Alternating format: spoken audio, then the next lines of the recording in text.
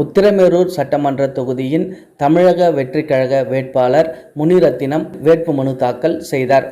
2026 சட்டமன்ற தேர்தல் ஏப்ரல் 23ஆம் தேதி நடைபெறுவதை ஒட்டி தமிழகம் முழுவதும் பல்வேறு கட்சியினர் மற்றும் சுயேட்சை வேட்பாளர்கள் தேர்தல் அலுவலகத்தில் வேட்புமனு தாக்கல் செய்து வருகின்றனர்.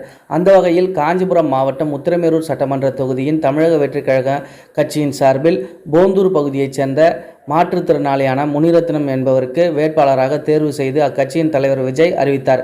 இதனிடையே உத்திரமேரூர் சட்டமன்ற தொகுதிக்குட்பட்ட தமிழக வெற்றிக் கழக நிர்வாகிகள் வேட்பாளர் முனிரத்தினத்தை பேண்டு வாத்தியங்களுடன் ஊர்வலமாக கொண்டு வரப்பட்டு மாவட்ட ஆட்சியர் அலுவலகத்தில் உள்ள மாவட்ட உணவு வழங்கல் அலுவலகத்தில் உத்திரமேரூர் சட்டமன்ற தேர்தல் அலுவலரிடம் வேட்பாளர் முனிரத்தினம் வேட்புமனு தாக்கல் செய்தார்.